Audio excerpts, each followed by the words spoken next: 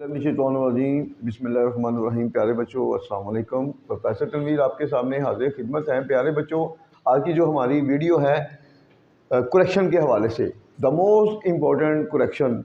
ये correction intermediate के जो बच्चे हैं सेकेंड ईयर के, उनके लिए भी बहुत मुफीद होगी और ख़ास तौर पर BA पार्ट 2 के बच्चों के लिए भी।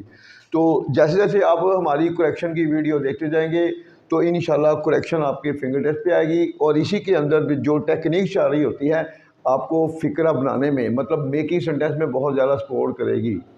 ये ज़हन में रखें। जैसे कि है he is older than me. अब यहाँ पर he is older than me, वो मुझसे बड़ा है। अब यहाँ पर मिस्टेक क्या चाह रही है, देन के बाद THAN कंपैरिजन सेंटेंस है, मतलब ये कंपैरेटिव सेंटेंस है। इसमें देन के बाद हमेशा सब्जेक्टिव केस आता है, ऑब्जेक्टिव केस नहीं आता। सब्जेक्टिव केस और ऑब्जेक्टिव केस किसे कहते हैं? जो सब्जेक्ट के तौर पर प्रोनाउन यूज़ होते हैं उनको हम सब्जेक्टिव केस, जो ऑब्जेक्ट के तौर पर होते हैं उनको हम ऑब्जेक्टिव केस। देखिए आई वो यू दे, ये सब्जेक्ट के तौर पे आते हैं, इनको सब्जेक्टिव केस।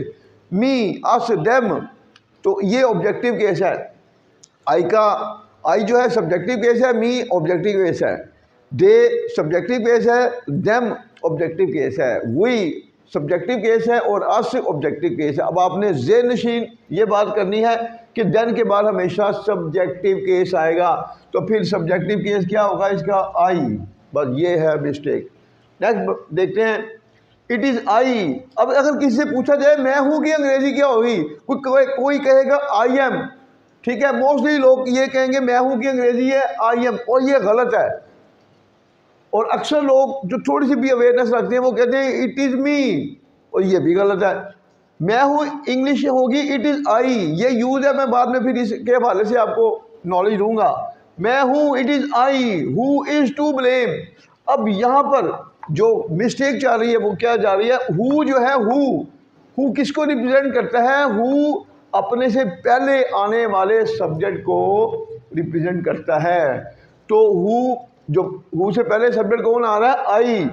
तो यहाँ पर हु किसको शो कर रहा है? आई को। तो आई के साथ कभी इज नहीं आता, आई के साथ क्या आएगा? एम। तो हमेशा एम आ जाएगा। It is I who am to blame. और मैं जो किताबें देख रहा था, मैं किसी को मतलब गलत तो नहीं कहूँगा, मगर अफसोस होता है कि बाज़ ना किताबों में इतनी मिस्टेक होती हैं और बच्चे हमारे चुके वो रटा लगा रहे होते हैं। वो गलती किताब वाले की है और पल्ले पड़ जाती है स्टूडेंट के।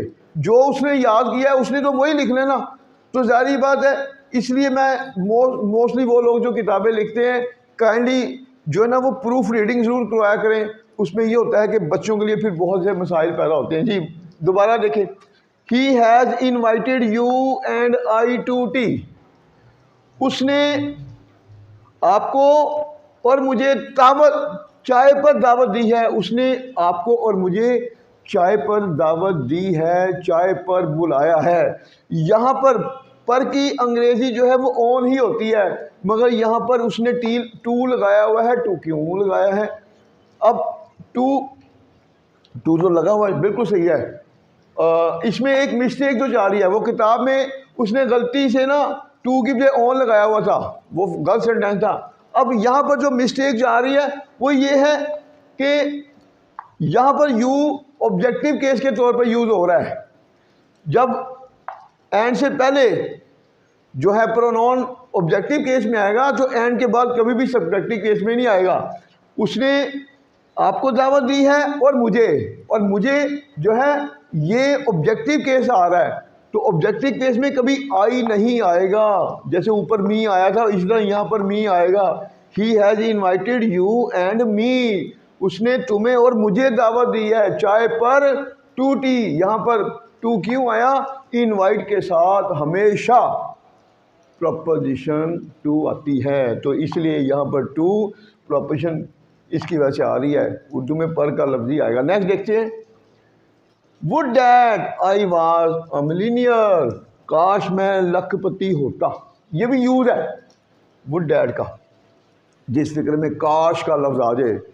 काश वो ईमानदार होता, वुड डैट, और काश वाले फिक्रे में कभी वाज नहीं आता, हमेशा इसमें वर आता है, फॉर एवर रूल।